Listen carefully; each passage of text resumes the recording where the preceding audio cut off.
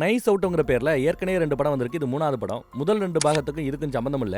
ஆனா நல்ல டிடெக்டிவ் கதை. கொலை நடந்திருக்கும். கொலையை கண்டுபிடிக்கிற விதமெல்லாம் ரொம்ப அற்புதமா இருக்கும். த்ரில் படத்தை பாக்குறவங்க டெஃபினட்டா இந்த மாதிரி படங்களுக்கு ஃபேனா தான் இருக்கணும். உங்களுக்கு இந்த படம் கண்டிப்பா பிடிக்கும். நம்பி பார்க்கலாம். ஸ்டோரிக்குள்ள போலாமா? வேக் அப் டெட் மேன் ஏ நைஃப்ஸ் அவுட் மிஸ்ட்ரி அப்படின்னு 2025ல வந்த ஒரு ஹாலிவுட் படத்தை தான் இன்னைக்கு நாம பார்க்க போறோம். பொதுவா ஹாலிவுட் படம் 1.5 மணி நேரம் இருக்கும். மேக்ஸிமம் 1.5 தான். ஆனா இந்த படம் 2.5 மணி நேரத்துக்கு ஜவ்வா அவ்வளவு தூரம் இழுத்து வச்சிருக்காங்க. பாக்குறதுக்கு கொஞ்சம் பொறுமை வேணும். அவ்வளவு லென்த்தா இழுக்க வேண்டிய அவசியம் இல்ல. நாம எதுக்கு இருக்கிறோம்? சாட்டா ஸ்வீட்டா நீட்டா மொத்த கதையும் ஒரு 1/2 மணி நேரத்துக்குள்ள பார்த்து முடிச்சிடுவோம். ஸ்டோரிக்குள்ள போலாமா? இந்த படத்தோட ஸ்டார்டிங் சீன்ல ஒரு அசிஸ்டன்ட் பாதிரியார காட்டுறாங்க. எதுக்கு பேசிட்டு இருக்கிற ஒரு கஸ்டமர், சர்ச்சுக்கு வரக்கூடிய ஒரு வாடிக்கையாளர், ஒரு பக்தர். அவர் என்ன சொன்னாருன்னு தெரியல, மூஞ்சிலேயே ஒரு பஞ்சு அடி தூள் கிளப்பிட்டாப்ல. இப்படி சர்ச்சுக்கு வரக்கூடிய ஒரு பக்தனை அடிச்சா சும்மா இருப்பாங்களா? என்கொயரிக்கு பெரிய ஆட்கள் எல்லாம் கூப்பிடுறாங்க. ஒரு காலத்துல இவர் ஒரு பாக்ஸரா இருந்திருக்கிறார். குத்துச்சண்டை வீரராக இருந்திருக்கிறார். குத்துச்சண்டையில எதுக்கு இருக்கிற ஒரு வீரனை கோவத்துல குத்துன்னு குத்த எதுக்கு இருந்தவன் செத்தே போயிட்டானா. இவ்வளவு தூரம் நம்ம கோவப்பட வேண்டிய அவசியம் இல்ல. இப்படி ஒரு உசுறு போயிடுச்சேன்னு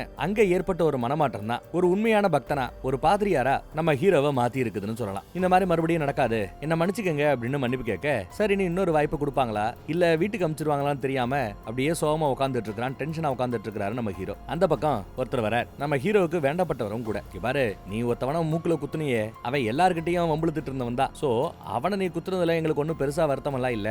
இருந்தாலும் ஃபார்மாலிட்டிக்கு உன்னை ஏதாவது பண்ணணும்ல, அதுக்காக ஒன்னு வேற ஒரு சர்ச்சுக்கு நாங்க மாத்த போறோம். அந்த சர்ச்சில் ஒரு பாதிரியா இருக்கிறார். ஆளு கொஞ்சம் மாதிரி தினுசு, உன்னை விட 10 மடங்குக்கு சமமா இருப்பான், பார்த்து பக்குவமா நடந்துக்க அப்படின்னு அந்த இடத்துக்கு டிரான்ஸ்ஃபர் பண்ணி விடுறாங்களாம். இவனும் ட்ரைனிங் எல்லாம் முடிச்ச பிறகு, ஆமாங்க சாதாரண விஷயம் இல்ல பாதிரியார் ஆகிறது. பல வருட உழைப்பு, படிப்பு, பல விஷயங்கள் தேவைப்படும். அதையெல்லாம் முடிச்சு ஒரு சர்ச்சுக்கு போட மாட்டாங்களான்னு காத்துக்கிட்டு இருந்த இடத்துல ஏற்கனவே அங்க ஒரு பாதிரியா இருக்கிறார். நீ அசிஸ்டன்ட் பாதிரியாரா அங்க போ அப்படின்னு அனுப்பிச்சு வைக்கிறாங்க. இவனும் ரொம்ப சந்தோஷமா பல கனவுகளோட அந்த சர்ச்சுக்கு வந்து பாக்குறான். பார்த்தா ஆச்சரியம், அந்த சர்ச்சில் சிலுவை இருக்க வேண்டிய இடத்துல வெறும் தடம் தான் இருக்கு. சிலுவையை காணோம். கொஞ்ச நேரத்துல பார்த்தா அந்த சர்ச்சை நடத்திட்டு இருக்கிற பாதிரியா வந்து நிக்கிறார். இதோ வருதான். பின்னாடியே அந்த சர்ச்சில் எடுபடி வேலை பாக்குறவங்க ஒரு மேனேஜர் அம்மா வந்து நிக்கிறாங்க. எடுத்ததும் பாதிரியாரு, என்னடா என் சர்ச்சை நீ நடத்தணும்ன்றதுக்காக என்ன ரீப்ளேஸ் பண்றதுக்காக ஒன்னு அனுப்பிச்சிருக்காங்களான்னு கேட்க, இல்ல உங்களுக்கு உதவி பண்றதுக்காக தான் அனுப்பிச்சிருக்கிறதா இவன் சொல்லுவான். ஆனாலும் நம்மால நம்புறதுக்கு தயாராக இல்ல. இருந்தாலும் வா வந்து எனக்கு பாவ மன்னிப்பு கொடு, பாவ மன்னிப்பு வாங்கி நாளாயிடுச்சு அப்படின்னு சொல்ல, சரின்னு நம்ம அசிஸ்டன்டும் பாவ மன்னிப்பு கொடுக்கறதுக்காக ரெடியா இருக்கிறார். உங்க பாவங்களை பத்தி சொல்லுங்கன்னு சொன்னா வாயை திறந்தா ஐயோ இவர் பண்ணாத பாவங்களே இல்லைன்னு சொல்லலாம். என்னால மொழிபெயர்க்க முடியாத ரேஞ்சுக்கு அம்புட்டு பச்சை பச்சையா பல பாவங்களை பண்ணி வச்சிருக்கிறார். காது கொடுத்து கேட்க முடியாம மனுஷன் ஆடி போறான். இவ்வளவு பாவத்தை பண்ண முடியுமாங்கிற ரேஞ்சுக்கு. அப்புறம் சரி எல்லாத்தையும் சொல்லியாச்சு, பாவ மன்னிப்பு கேட்கிறாரே, உன் பாவங்கள் மன்னிக்கப்படட்டும்னு மன்னிப்பும் கொடுத்துறாப்ல. பாவ மன்னிப்பு. அப்புறம் அந்த சர்ச்சில் தோட்டக்கார வேலை ஒருத்தவர் பார்த்துட்டு இருப்பார். ஒரு காலத்துல பயங்கர குடிகாரரா இருந்தவர். அடுத்து குடிச்சா அவர் உசுருக்கே ஆபத்து. அதையெல்லாம் விட்டு வெளியில வந்து உண்மையான பக்தனா இருக்கிறார் அவர். நம்ம மேனேஜர் அம்மாவுக்கு தோட்டக்காரனை கண்டா கொஞ்சம் கிளுகிளுப்பா இருக்கும் போல தெரியுது. சர்ச்சுக்கு பக்கத்திலேயே அவர் தங்கி இருக்கிறார். கணக்கு வழக்கெல்லாம் பாக்குறது மேனேஜர் அம்மா தான். அப்புறம் அங்க ஒரு கல்லறை இருக்கும். அந்த கல்லறைக்கு வெளியில ரொம்ப கேவலமா ஏதோ டிராயிங் எல்லாம் வரைஞ்சு வச்சிருப்பாங்க. அதை என்னால உங்களால காட்ட முடியாது. உங்களுக்கு ஆக்சுவலி எடிட்டர் கொஞ்சம் அதெல்லாம் சென்சார் பண்ணி ஃபுல்லா பிளர்ராவே போட்டு விட்டுருங்க. உங்களுக்கு தெரியுதோ இல்லையோ இது ஒரு கல்லறைன்னு எடுத்துக்கங்க. அந்த கல்லறையில எழுதி இருக்கக்கூடிய அந்த ஓவியங்கள் எல்லாத்தையும் தோட்டக்கார அழிச்சிட்டு இருக்கிறார். ஊர் பக்கம் இருக்கிற சின்ன பசங்க எவனாவது ஏட்டிக்கு புட்டி வந்து இந்த மாதிரி வரைஞ்சு வச்சிடறாங்க, என்ன பண்றதுன்னு சொல்லி தோட்டக்கார அழிச்சிட்டு இருக்கிறாப்ல. அப்புறம் நம்ம ஹீரோ சிலுவை இருக்கிற இடத்துல கொஞ்சம் அளந்து பார்த்து சிலுவை செய்யலாமேன்னு ஏனியெல்லாம் போட்டு அதை பார்த்துட்டு இருப்பான். அதெல்லாம் அவசியம் இல்ல, அது அப்படியே இருக்கட்டும்னு கோவப்பட்டு பாதிரியார் பேசுறார். ஏன் பாதிரியார் அந்த சிலுவை மேட்டர்ல இவ்வளவு இதா இருக்கிறாரு அப்படின்னு விசாரிக்க போக மேனேஜர் அம்மா ஒரு விளக்கம் சொல்லிட்டு இருக்காங்க. பிளாஷ்பேக்கு போறோம். இந்த சர்ச்சை தனி ஆளா இருந்து கட்டி ஸ்டார்டிங்ல நிர்வகித்தது ஃபவுண்டர்னு சொல்லுவாங்க. இது எல்லாத்தையும் ஆரம்பிச்சது பாதிரியாருடைய தாத்தா தானா. நம்ம பாதிரியாருடைய அம்மா. வெளியில இந்த அம்மாவை பயங்கரமா திட்டுவாங்களாம். ஒழுக்கம் இல்லாதவனு திட்டுவாங்களாம். வெளியில அப்பேற்பட்ட ஒரு புரளி. அந்த புரளியை நிஜமாக்குறாப்லயே அறகுறையா ட்ரெஸ் பண்ணிக்கிறதும் போறவரவங்க கூட எல்லாம் போயிட்டு வரதுன்னு ஒரு மாதிரி அந்த அம்மா இருந்திருக்குது. இதெல்லாம் அந்த பாதிரியாருடைய தாத்தா. அந்த தாத்தா பாதிரியாருக்கு சுத்தமா பிடிக்கல. எங்கேயோ போய் வயிற்றுல புள்ளையும் வாங்கிட்டு வந்துருச்சு. சோ தான் பொண்ணு தான் சரியில்லை, பேரனையாவது நம்மள மாதிரி பாதிரியார் ஆக்கிறோம்னு தாத்தாவுக்கு ஒரு விருப்பம். தாத்தா பாதிரியா இருக்கு. அந்த காலகட்டத்துல சர்ச்சில் அங்கெங்கேயும் ஓடி ஆடி விளையாண்டுட்டு இருந்த ஒரு சின்ன பொண்ணு தான் நம்ம மேனேஜர் அம்மா. எப்படா அப்பா சாவான், சொத்து பத்தெல்லாம் தனக்கு வரும்னு அந்த அடாவடி பொம்பளை காத்துக்கிட்டு இருந்திருக்கா. அதே மாதிரி ஒரு நாளும் வந்தது. அவர் இறந்தும் போறாரு. யாரு? தாத்தா பாதிரியார் இறந்து போறார். இந்த சர்ச்சையே உருவாக்குனர் அவர் தான். கொஞ்ச நேரத்துக்கு முன்னாடி ஒரு கல்லறை பாத்தீங்களே, அந்த கல்லறைக்குள்ள இருக்கிறது கூட அவரோட டெட் பாடி தான். அவருக்காக கட்டப்பட்ட கல்லறை. அந்த கல்லறையோட கதவுல ரொம்ப விசேஷம்லாம் உண்டு, அதெல்லாம் பின்னாடி பார்ப்போம். அவர் இறந்த பிறகு அவர் பேர்ல இருக்கிற ₹1 மிச்சம் இல்லாம எல்லாமே தனக்கு தானே ரொம்ப ஆர்வமா இருந்தாலாம். வக்கீல போய் பார்க்க போயிருக்கிறா. வக்கீலு, ஆமாங்க, அவர் பேர்ல இருக்கிற ₹1 கூட உங்களுக்கு தான் சொந்தம், ஆனா அவர் பேர்ல ஒரு சல்லி பைசா கூட இல்லன்னு கைய விரிச்சிட்டார். எஸ், என்னடான்னு பார்த்தா தனக்கு பின்னாடி தான் பொண்ணுக்கு எதுவும் போய் சேரக்கூடாதுன்னு விவரமா ஏதோ ஒரு வேலைய அந்த தாத்தா பாதிரியார் பண்ணிட்டு போயிட்டார் போல தெரியுது. அதுல காண்டாயி சர்ச்சில் இருக்கிற எல்லா பொருட்களையும் தூக்கி வீசி கெடாசி சர்ச்சில் இருந்த சிலுவையை கூட நொறுக்கி போட்டது இந்த பாதிரியாருடைய அம்மா, தாத்தா பாதிரியாருடைய பொண்ணு. இவதான் இவ்வளவு கோரமும் பண்ணிக்கிட்டு இருக்கும்போது அப்ப சின்ன பிள்ளையா இருந்த நம்ம மேனேஜர் அம்மா பக்கத்துல வந்து ஏதோ சொல்ல போக போட்டு பொலிர்னு குத்துன்னு கும்மா குத்துது அந்த அம்மா. நல்ல வேளை ஆட்கள் சில பேர் வந்ததுனால மேனேஜர் அம்மாவோட உசுறு காப்பாத்தப்பட்டுச்சு. அப்புறம் தாத்தா கல்லறையிலேயே அவரோட பொண்ணு இவளும் சூசைட் பண்ணி செத்து போயிட்டாலாம்.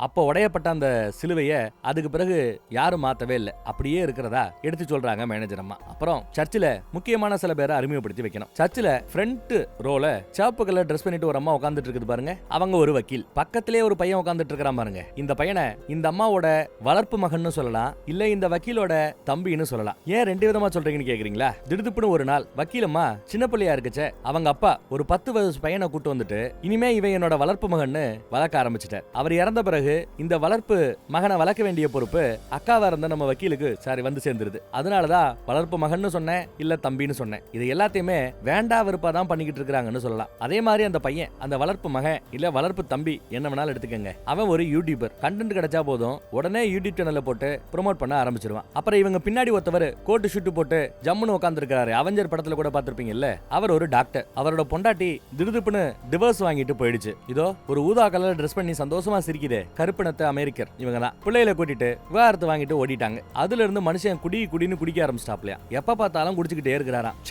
சர்ச்சுக்குள்ள கூட இவர் ரகசியமா சரக்கடிக்கிறத கவனிக்கலாம். அடுத்து இத ஒருத்தன் கவனிச்சிட்டான். மேல இருக்கிற ஆண்டவர் ஒன்ன பாக்குறாப்புல சைகை காட்டுறாரு பாருங்க. இவர் யாருன்னா புக் எழுதுற ஒரு ரைட்டர், ஒரு எழுத்தாளர். ஆனா இப்ப வரைக்கும் உருப்படியா ஒரு புக்கு கூட சரியா இப்ப ரீசென்ட் டேஸ்ல எழுதல. கேட்டா எல்லார் மேலயும் பயங்கர வெறுப்பு போல இருக்கு. ஏதாவது கதை சொல்லிக்கிட்டே இருப்பாப்ல. ஒரு மாதிரி வெறுப்புலயே வாழ்ந்துட்டு இருக்கிறார். அப்புறம் வீல் சேர்ல ஒரு பொண்ணு இருக்கிறத கவனிக்கலாம். இவங்களுக்கு ஏதோ நரம்பியல் பிரச்சனை ஏதோ ஒன்று இருக்கு. அதனால இவங்க எந்திரிச்சா நடந்தா பயங்கரமான வலி வருமா. அதனால எப்பவுமே வீல் சேர்லயே உட்கார்ந்துட்டு இருப்பாங்க. அந்த அம்மாட்ட நல்ல விதமா பேசி உனக்கு எல்லாம் நல்லதே நடக்கும், ஆண்டவர் உனக்கு அருள் புரிவார், அப்படி இப்படின்னு அந்த பாதிரியார் பேசிட்டு இருக்கிறார். இப்ப அறிமுகப்படுத்தின பல பேர் கூட நல்ல டச்ல இருக்கிறார் பாதிரியார்னு சொல்லலாம். அப்புறம் அவரு சர்ச்சில் சொற்பொழிவு ஆற்றுவாங்கல்ல, அதெல்லாம் கொஞ்சம் மித்த சர்ச்சில் இருக்கிறாப்ல இல்லாம வேற மாதிரி ஆத்துறாரு. அவரோட பேச்சை கேட்டுட்டு புதுசா வந்தவங்க எல்லாம் மிரண்டு போய் தெரிச்சு ஓடக்கூடிய அளவுக்கு அவ்வளவு வன்முறையோட பேசுவார். அத பல பேர் வெறுப்பாங்க, சில பேர் நல்லா இருக்கேன்னு அவரோட சொற்பொழிவுக்கு அடிமையானவர்களும் உண்டு. இப்படி முக்கியமான சில பக்தர்களை கூப்பிட்டு உட்கார வச்சு நம்ம ஹீரோ ஏதோ பேசிட்டு இருப்பாப்ல. வழக்கமா சர்ச் மாதிரி இது இல்ல, கொஞ்சம் வித்தியாசமா இருக்குது,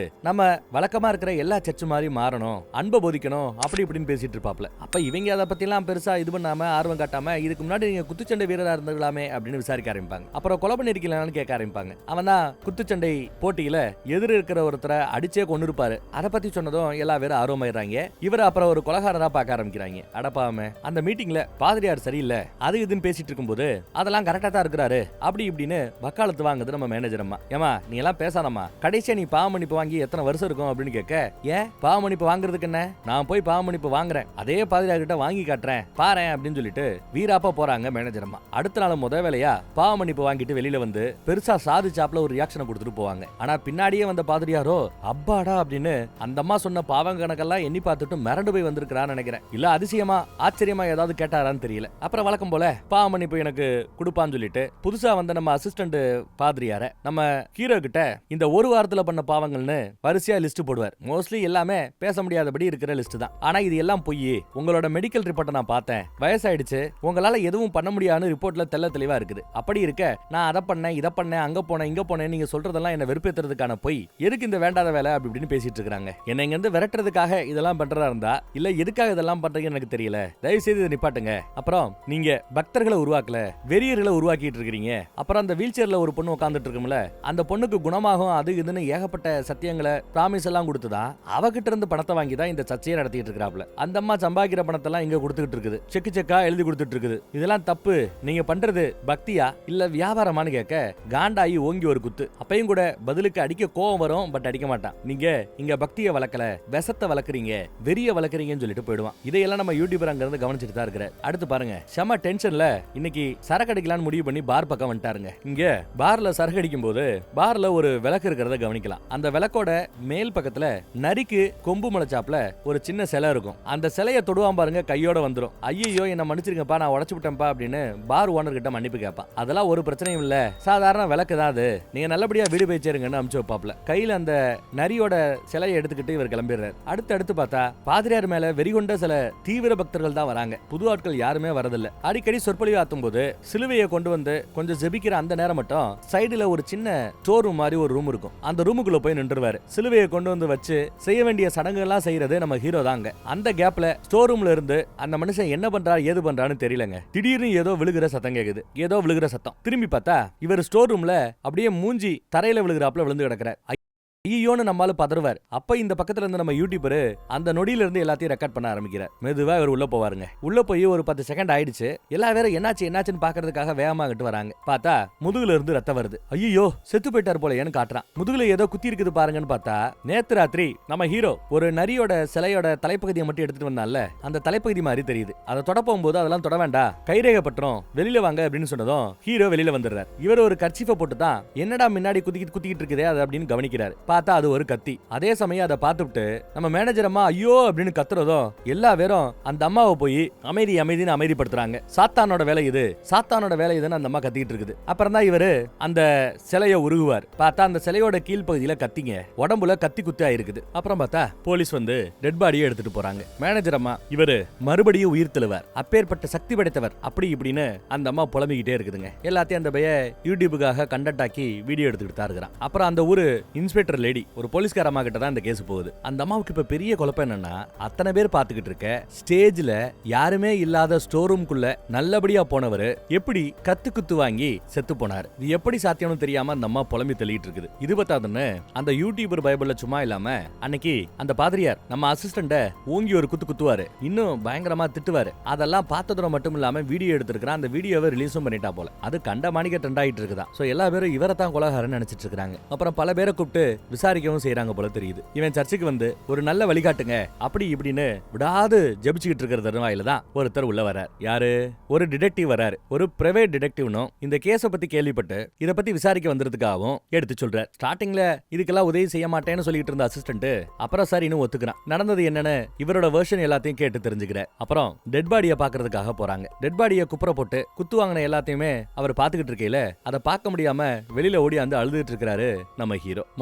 அந்த நரி சிலை இது நம்ம ஹீரோக்கு எங்க கிடைச்சது? பார்ல கிடைச்சது. அந்த பாருக்கு இதை கொண்டு போய் காமிச்சு இது இங்க இருந்ததானா அப்படின்னு கேட்க, ஆமா, ஆனா சிவப்பு கலர்ல இது இருக்காது, மஞ்சள் கலர்ல தான் இருக்கும்னு சொல்லிருப்பாப்ல போல. அப்புறம் அந்த டைம்ல எடுத்த ஒரு பழைய போட்டோ ஒன்னு இருக்கும். அந்த பழைய போட்டோவையும் இப்ப இருக்கிற விஷயத்தையும் திரும்ப அவங்க பார்த்துட்டு இருக்காங்க. நீங்களும் திரும்ப பாருங்க, இந்த சீன் ரொம்ப முக்கியம். அதுல நம்ம ஹீரோ ஒன்னு நோட் பண்றாரு. அங்க இருக்கிற ஒரு பை போட்டோ எடுக்கும்போது அந்த பைக்கு பக்கத்துல உட்காந்துட்டு இருந்தது நம்ம டாக்டர். இப்ப பை இருக்கு, டாக்டரை காணோம். டாக்டர் எங்க இருக்கீங்க நீங்க அப்படின்னு கேட்கும்போது இந்த பக்கம் டேபிள்ல உட்காந்து சாப்பிட்டுட்டு இருந்திருப்பார். அவங்க கண்ணில் படக்கூடாதுன்னா இங்க உட்கார்ந்து இருக்காரு போல பாத்துட்டாங்க. போதையில ஆயிரத்தெல்லாம் தொட்டு பாக்குறோன்னு எடுப்பாரு. போதையில நீ தாண்டா கொலை பண்ண கொலகாரா, உன் கூட பேச விருப்பம் இல்லடா, நீ ஒரு கொலகாரன்னு கத்திக்கிட்டே டாக்டர் வெளியில போயிடுறாரு. அப்புறம் பார்த்தா நம்ம டிடெக்டிவ் இங்க கூப்பிட்டது வேற யாரும் இல்ல, இந்த இன்ஸ்பெக்டர் அம்மா தான் போல. ஏதோ இடிக்குதுன்னே சொல்லிட்டு இருக்கிறாப்ல. த ஹாலோ மேன் ஒரு புக்கை பத்தி அடுத்தவர் பேசுறாரு. பூட்டப்பட்ட கதவுகளுக்குள்ள நடக்கிற கொலைகளை பத்திய ஒரு புக் அது. த இம்பாசிபிள் கிரைம்னு சொல்லுவாங்க. இப்படி ஒரு குற்றம் நடக்க வாய்ப்பே இல்ல, அதையும் மீறி ஒரு குற்றம் நடந்தா அதை கண்டுபிடிக்கிறதுக்கு வாய்ப்பே இல்லைங்கிறாப்ல ஒரு புக். நடந்த விஷயம் ஓரளவு அந்த கதையை படிச்சவங்க மேபி பண்ணிருக்கலாம்னு யோசிக்கிறார் போல. அதே சமயம் ஒரு நிமிஷம் சொல்லிட்டு புக் ரீடிங் கிளப்னு ஒண்ணு இங்க நடத்துவாங்க போல. அந்த கிளப்ல இந்த புக்கை பத்தி இது சம்பந்த மாதிரி பல புத்தகங்களை பத்தி எல்லாம் அந்த கிளப்பை சேர்ந்தவங்க படிச்சிருக்காங்க. அந்த கிளப்ல யாரெல்லாம் இருந்தாங்கன்னு பார்த்து அவங்க எல்லாரையும் கூப்பிட்டு விசாரிக்கணும்னு பேசிட்டு இருக்கையிலேயே நம்ம மேனேஜர் அம்மா இதையெல்லாம் ரகசியமா கவனிக்கிறாங்க போல தெரியுது. அது மட்டும் இல்லாம கொலை நடந்த இடத்துல கொலை நடக்கும்போது யாரு எங்க நின்னாங்க என்ன பண்ணாங்கன்னு இப்படி பல விஷயங்களை பேசிட்டு இருப்பாங்க. ஸ்டோர் ரூம்குள்ள கூட போயிட்டு எங்கேயாவது ரகசியமா ஒரு ஆள் உள்ள வர ரேஞ்சுக்கு கதவு இருக்குதா அப்படின்னு பார்த்தா இல்ல எம்டியா பொய் சுவர்கள் இருக்கிறதான்னு பார்த்தா அப்படி எதுவுமே இல்ல, எல்லாமே காங்கிரீட். அப்புறம் ஃபர்ஸ்ட் ஏதோ ஒரு பாட்டில் விழுந்தாப்புல ஒரு சவுண்ட் கேட்டிருக்கும். அதை பத்தி நம்ம டிடெக்டிவ் கேட்கும்போது அது எனக்கு சரியா தெரியல, ஆனா அவர் விழும்போது அவர் வயிறு முகமெல்லாம் தரையில படுறாப்புலதான் விழுந்தாருன்னு நம்ம ஹீரோ எடுத்து சொல்லுவான். அப்படி விழுகுறாங்கன்னா முதுகுல கத்தி குத்தி இருக்கலாம், அப்ப பின்பக்கத்துல வழியா தான் வந்திருக்கணும்னு பேசுறாங்க. ஆனா பின்பக்கத்துல இருந்து வரதுக்கு வழியே இல்ல. அப்புறம் அங்கேயே ஒரு சின்ன சுவிட்ச் பாக்ஸ் ஒன்னு இருக்கும். அதை திறந்து சுவிட்ச் பாக்ஸ் எல்லாம் லைட் எல்லாம் போட்டு பாக்குறாரு. சாதாரண சுவிட்ச் பாக்ஸ் பாக்ஸ் தான். ஏதாவது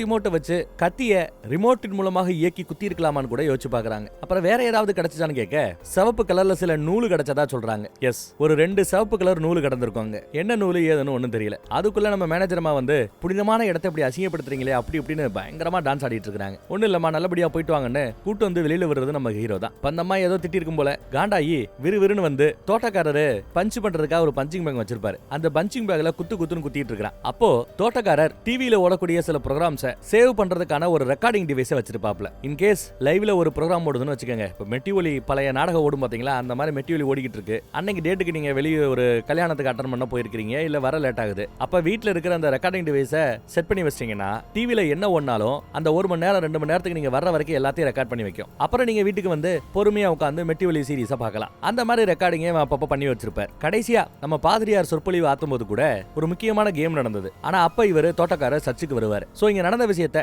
அதாவது இந்த டிவில ஓடிக்கிட்டு இருந்த அந்த கேமை ரெக்கார்டிங் பண்ணி வச்சிருப்பாப்ல. நீங்க ரெக்கார்டிங் பண்ணி வச்சலன்னு கேட்க ஆமான்னு சொன்னதும் ரொம்ப சந்தோஷமா நம்ம ஆட்கள் எல்லாத்தையும் கூப்பிட்டு வந்து அதை காட்டுறாப்ல. அந்த ரெக்கார்டிங்கையும் கொண்டு வந்து போலீஸ் ஸ்டேஷன்ல கொடுக்குறார். எதுக்கு இப்போ இதெல்லாம் பண்றாங்கன்னா, அவங்க ரெக்கார்ட் பண்ணி வச்சிருக்கிறது எதை, டிவில ஓடிக்கிட்டு இருந்த ஒரு கேம். அது எப்படி இந்த கேஸ்ல உதவியாக இருக்கணும்னு நீங்க யோசிக்கலாம். என்ன பண்றாங்கன்னு பாருங்க. ஒரு பக்கம் அந்த கேம் ஓடி ரெக்கார்டிங் இருக்குல்ல, அதை ஓட்டி விடுறாங்க. இன்னொரு பக்கம் யூடியூபர் எடுத்து அந்த கண்டென்ட்டை ஓட்டி விடுறாங்க. ஃபர்ஸ்ட் ஏதோ பாட்டில் விழுகிறாப்ல ஒரு சவுண்ட் கேட்கும். அப்புறம் அவர் விழுந்திருப்பார் போல, இவன் திரும்பி பார்த்திருப்பான். என்னாச்சுன்னு அப்படியே மெதுவா உள்ள போய் பாப்பாரு. அதே சமயம் கரெக்டா இவர் அந்த கதவுக்குள்ள போற அந்த நொடி கேம்ல ஒரு சின்ன சிக்னல் ஒரு கிராஸ் ஆறத கவனிக்கலாம். நல்லா ரெக்கார்ட் இருக்கிற ஒரு ரெக்கார்டிங்ல திடீர்னு ஒரு சிக்னல் கிராஸ் ஆனாப்ல புள்ளியா அடிச்சிருக்கும். அப்ப என்ன அர்த்தம், யாரோ ரிமோட்டை யூஸ் பண்ணி ஏதோ பண்ணிருக்காங்கிறது புரியுது. ஆனா என்னன்னு தான் புரியப்படல. அப்புறம் நம்ம ஹீரோவை வீட்டுக்கு கூட்டிட்டு போய் டிடெக்டிவ் கையில ஒரு பேனாவை கொடுத்து அன்னைக்கு என்ன நடந்ததுங்கிறத தயவு செய்து எழுதுங்க, சொல்ல வேண்டாம் எழுதுங்கன்னு சொன்னதும் அவரும் பொறுமையா எழுத ஆரம்பிக்கிறார். எழுதி முடிச்ச எல்லாத்தையும் நம்ம ஆளு படிச்சு பார்த்திருப்பார் போல டிடெக்டிவ். படிச்சு பார்த்துட்டு பாத்தீங்களா, என்னையே முட்டாளாக்க பாக்குறீங்க பாத்தீங்களா அப்படின்னு பேசுறாப்ல. ஏன்னா எழுதி இருக்கிறதுல என்ன எழுதி இருக்கிறாருன்னா, போலீஸ்காரங்க வரும்போது நானும் வந்து கூட்டத்துல கலந்துகிட்டேன், வெளியில நின்று அந்த கூட்டத்தோட கலந்துகிட்டேன்னு எழுதியிருக்கிறாரு. அப்போ உனக்கு கொஞ்ச நேரம் அங்க தனியா இருக்கிறதுக்கு ஒரு வாய்ப்பு கிடைச்சிருக்குது. அந்த இடத்துல நீ ஏதோ பண்ணிருக்கிற, சொல்லு என்ன பண்ணிருந்த, ஒரு பாட்டில் சத்தம் கேட்டுச்சே, அதுக்கு இதுக்கு என்ன சம்பந்தம் சொல்லியா அப்படின்னு கேட்க வேற வழி இல்லாம இப்ப அவர் அந்த உண்மையை சொல்றாருங்க. என்ன இருக்குன்னா, அன்னைக்கு மட்டும் இல்ல பல தடவை இந்த பாதிரியார் ஒரு சேட்டை பண்ணுவார். அந்த ஸ்டோரூம்குள்ள போய் அந்த சுவிட்ச் போர்டு இருக்குல்ல, அதுக்குள்ள சரக்கு பாட்டில ஒளி வச்சிருந்திருப்பாப்ல. அந்த சரக்கு எடுத்து அடிப்பார் போல தெரியுது. மக்களுக்கு மத்தியில சர்ச்சில் புனிதமான இடத்துல சரக்கு அடிச்சுட்டு ஒரு பாதிரியார் போதகம் பண்ணிருக்கிறார் மேட்டர் வெளியில தெரிஞ்சா சர்ச்சுக்கு அவமானம்னு சொல்லி அந்த பாட்டில கதவுக்கு பின்னாடி இவர் ஸ்டார்டிங்ல ஒளிய வச்சிருப்பார். கொலைய பாக்குறதுக்கு எல்லாரும் உள்ள வரும்போது. அப்புறம் எல்லாரும் போன பிறகு அந்த பாட்டில எடுத்து ஒளிய வச்சுப்பார். இதெல்லாம் எதுக்கு, சர்ச்சோட பேரு கெட்டு போயிடக்கூடாது, பாதிரியார் செத்த பிறகு கூட அவரோட பேரு கெட்டு போயிடக்கூடாதுங்கிற ஒரு நல்ல இடத்துக்காக. இப்போ அந்த பாட்டில் எங்கேயான்னு கேட்க அதை தேடி தான் ரூமுக்கு வருவாப்ல. வச்ச இடத்துல அந்த பாட்டில் இல்ல, பாட்டில யாரோ திருடி இருக்காங்க, எனக்கு எதிராக ஒரு பெரிய சதி நடக்குது அப்படின்னு புலம்புவான். ஆமா, அந்த சதியை ஜெயிக்கணும்னா நீ எல்லாத்தையும் என்கிட்ட சொல்லணும், இந்த மாதிரி இன்னொரு தடவை பண்ணாதன்னு எச்சரிக்கிறார் நம்ம டிடெக்டிவ். அப்புறம் எல்லாருக்கும் முன்னாடி சவப்பெட்டியில பாதிரியாரோட சடலம் அடக்கம் செய்வதற்காக வைக்கப்பட்டிருக்கிறது. அப்புறம் தாத்தா பாதிரியாரோட கல்லறை இருக்குல்ல, பெரிய கல்லறை, அதே கல்லறைக்குள்ள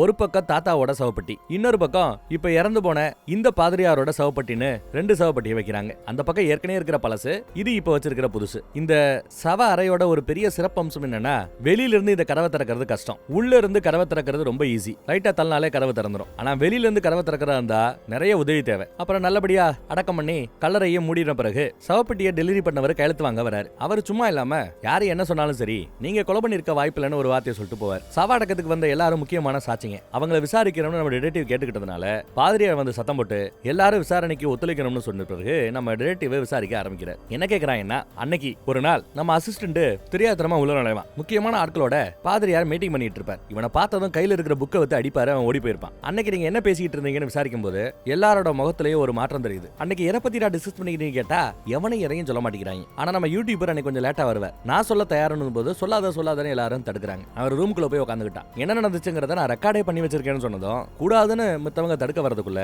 இவங்க உள்ள ஓடி போய் கதவை சாத்திட்டாங்க. ரெக்கார்டிங்க எடுத்து பார்க்க ஆரம்பிக்கிறாங்க. இவங்க ரெக்கார்டிங்ல பார்த்தா ரொம்ப ஒரு ஷாக்கான செய்தி தான். அன்னைக்கு மீட்டிங்கை கூட்டினது நம்ம வக்கீலம்மா தான். எதுக்கு கூட்டியிருக்காங்கன்னா, தான் வளர்ப்பு புள்ள, தான் வளர்ப்பு தம்பி, அவனை உண்மையிலேயே பெத்தவங்க யாருங்கிறத தெரிஞ்சுக்கிறதுக்காக ஒரு மெடிக்கல் செக்அப் பண்ணி டிஎன்ஏ மேட்ச் எல்லாம் பார்த்து அப்பா யாருங்கிறத கண்டுபிடிச்சிட்டாங்க. அப்பா வேற யாரும் இல்ல, இந்த பாதிரியார் தானா. நீ பாவம் பண்ணி நீ பிள்ளைய பத்து எங்க அப்பனை வளர்க்க சொல்லி கொடுத்துட்டேன். எங்க அப்பன் தான் பெத்தான்னு சொல்லி நானும் வெறுப்போட அவனை வளர்த்துக்கிட்டு இருந்தேன், கஷ்டப்பட்டுக்கிட்டு இருந்தேன். அவனை வளர்க்கறதுக்கும் ஆளாகிறதுக்கும் படாத பாடுபட்டுக்கிட்டு இருந்தேன். நீ என்னடானா எல்லாமே தெரிஞ்சும் சும்மா நின்னு வேடிக்கை பார்த்துருக்கிற, நீ எல்லாம் ஒரு தகப்பனா, நீ எல்லாம் ஒரு பாதிரியாரா அப்படின்னு கண்ணா பின்னான்னு திட்டி இருக்காங்க. பாதிரியாரோ சரி உண்மை எல்லாருக்கும் வெளியில தெரிஞ்சிருச்சு, பரவாயில்ல இவன் என் புள்ளதான் அப்படின்னு பிள்ளையோட கைய பிடிக்கிற. நீ எல்லாம் ஒரு மனுஷனா, இந்த உண்மையை வெளியில சொல்ல போறோம் அப்படி இப்படின்னு பேச பதிலுக்கு அவரு நீங்க எல்லாம் உருப்படியா இருக்கிறீங்களாக்கும் அப்படின்னு கோவப்படுவார். வக்கீலமா தான் முதல்ல ஆரம்பிக்கும். அங்க இருக்கிற நம்ம டாக்டரோ இதெல்லாம் ஒரு பெரிய விஷயமாங்க, வெளியில என்னென்னமோ நடக்குது, இதுக்காக அவரோட பக்தியை நாங்க சந்தேகப்படல, நாங்க உங்க கூட தான் நிப்போங்கிறாரு டாக்டர். அந்த எழுத்தாளனும் நானும் உங்க கூட தான் நிப்பேங்கிறான். அந்த வீல் சேர்ல இருக்கிற லேடி கூட இதனால ஒன்னும் பக்தியில குறைபாடு இல்ல, நானும் உங்க கூட நிக்கிறேங்கிறாங்க. இப்படி எல்லா பேரும் கூட நிக்கிறேங்கிறாங்க. இவ்வளவு பெரிய உண்மை வெளியில வந்தோம், பெருசா இது யாரையும் அஃபெக்ட் பண்றாப்ல தெரியல. அப்பயும் எல்லாரும் சப்பக்கட்டு கட்டுறாங்க, பாதிரியாருக்கு துணையா தான் நிக்கிறேங்கிறாங்க. ஆனா அந்த இடத்துல பாதிரியாரு பர்ஸ்ட் அவுட் ஆறாரு. யாரும் எதிர்பார்க்கிற விதமா நீங்க எல்லாம் சுயநலவாதீங்க, செல்ஃபிஸ்ங்க அப்படி இப்படின்னு கண்ணா பின்னான்னு திட்டுறாரு. நீங்க எல்லாம் ஒழுக்கமா இருக்கிறீங்களா, என்ன கேள்வி கேட்கறதுன்னு பயங்கரமா திட்டுறாரு. டாக்டரை பார்த்து திட்டி என்ன சொல்றாருன்னா, யோ டாக்டர் நீ சரியான குடிகாரன், சர்ச்சிலையும் குடிக்கிற, வேலை பார்க்குற இடத்துலயும் குடிக்கிற, ஆபரேஷன் பண்ணும்போது கூட போதையில ஆபரேஷன் பண்ற, இந்த மேட்டர் வெளியில தெரிந்தா ஒரு லைசன்ஸே போயிடும் அப்படின்னு அவன ஒரு மிரட்டு. எழுத்தாளர் ஒன்னுத்துக்கு உதவாம தெரியுறான், நீ என்ன முக்குனாலும் ஒன்னால ஒரு விஷயத்தையும் எழுத தெரியாது, நீ எழுதினால எதுவும் போனி ஆகாதுன்னு அவருக்கு திட்டு அவமானம். அப்புறம் வீல் சேர்ல உட்காந்துட்டு இருக்கிற அந்த பொண்ணு, சும்மா பணத்தை மட்டும் கொடுத்தா குணமாயிடும் நினைக்கிறியா, காசு கொடுத்து பக்தியை விலைக்கு வாங்க பாக்குறியான்னு அந்தமாக்கு திட்டு. அப்புறம் வக்கீலுக்கும் திட்டு. இப்படி எல்லாரையும் திட்டி செம காண்ட ஏத்துறாரு அவரு. நீங்க என்னடா வெளியில சொல்றது, வர சண்டே அன்னைக்கு சர்ச்சில் எல்லாருக்கும் முன்னாடி பிரே முடிஞ்ச பிறகு நானே அந்த உண்மையை வெளிச்சத்துக்கு கொண்டு வருவேன், நானே சொல்லுவேன், என் பையனை அறிமுகப்படுத்துவேன்னு சொல்லிடுறாரு. எல்லாருக்குமே இது ஷாக்கா இருக்குது.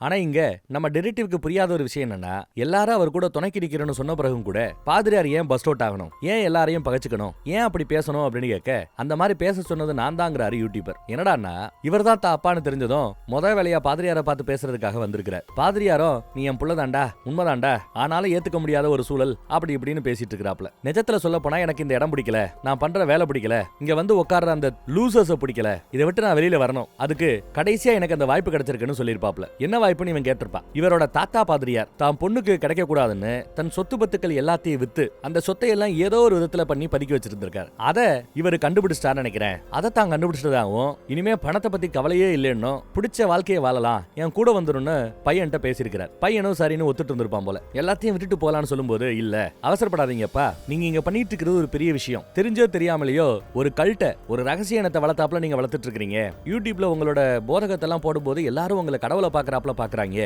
நாம பெருசா ஏதாவது ஒண்ணு பண்ணணும், பணமும் கிடைக்கும், உங்க பின்னாடி ஒரு பெரிய முட்டாள் கூட்டத்தையே பக்திங்கிற பேர்ல உங்க பின்னாடி நிக்க வைப்பேன், எண்ணி 4 வருஷத்துல உங்களை இந்த நாட்டோட பிரசிடென்டா கூட ஆக்க முடியும், அவ்வளவு வலிமை இருக்கு, 2 பேரும் சேர்ந்து ஒரு பேரரசை உருவாக்குவோம் அப்படி இப்படின்னு பேசியிருப்பா. இந்த ஐடியா அவருக்கு ரொம்பவே பிடிச்சிருக்குது. அதனாலதான் வர ஞாயிற்றுக்கிழமை அன்னைக்கு மக்களுக்கு மத்தியில இவன் தான் என் பிள்ளைங்கிறத ஓபனா சொல்லலாம்னு முடிவெடுத்திருப்பார். அந்த தாத்தா பாதிரியாரோட சொத்து மதிப்பு கிட்டத்தட்ட $80 மில்லியன்.